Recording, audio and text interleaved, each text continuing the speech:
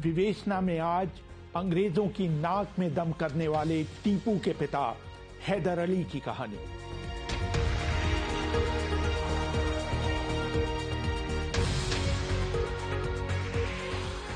अभिवादन स्वीकार करिए रेहान फजल का।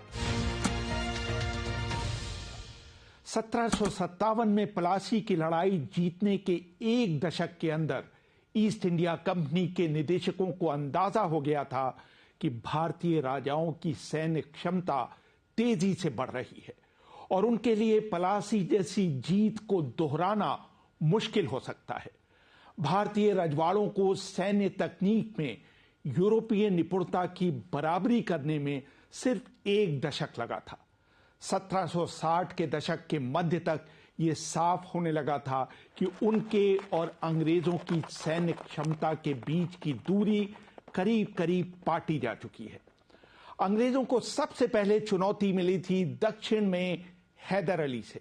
लेविन बी बोरिंग अपनी किताब हैदर अली एंड टीपू सुल्तान में लिखते हैं, 18वीं सदी में अंग्रेजों के खिलाफ संघर्ष का केंद्र मैसूर था। मैसूर को दुनिया के पूर्वी हिस्से के इतिहास में सबसे दिलेर और रोमांचक गतिविधियों की जन्मस्थली माना जाता है। ये वो इलाका था जहां अंग्रेजों को अपने सबसे खतरनाक प्रतिद्वंदी का सामना करना पड़ा था। इस इलाके के नेता का नाम था हैदर अली। हालांकि उसका और उसके बेटे टीपू सुल्तान का कार्यकाल 38 सालों का ही रहा, लेकिन इस छोटे समय में ऐसी घटनाएं घटी जिसने ब्रिटिश साम्राज्य को हिला कर रख दिया। हैदर के बारे में कहा जाता है कि वो पंजाबी मूल के थे और मैसूर की सेना में ऊंचे ओहदे पर काम करते थे। सन 1776 में उन्होंने मैसूर के वाडियार राजा को पद से हटाकर सत्ता पर अधिकार जमा लिया था। उन्होंने मैसूर की सेना का आकार बढ़ाया और छोटे पड़ोसी राज्यों पर अधिकार करना शुरू कर दिया।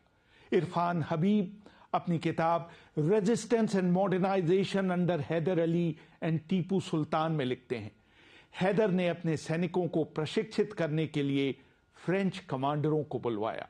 श्रीरंगपट्टनम की रक्षा को मजबूत करने के लिए उन्होंने फ्रेंच इंजीनियरों का सहारा लिया। हैदर ने अपनी नौसेना बनाने की भी कोशिश की। उसके पास 2 बड़े युद्धपोत, 7 छोटे युद्धपोत और 40 छोटी नौकाएं थीं। इन सब का कमांडर एक यूरोपियन था जिसका नाम स्टेनेट था। हैदर के बारे में कहा जाता है कि वो एक जनजात सैनिक था। वो घुड़सवारी में तो निपुण था ही, उसे तलवार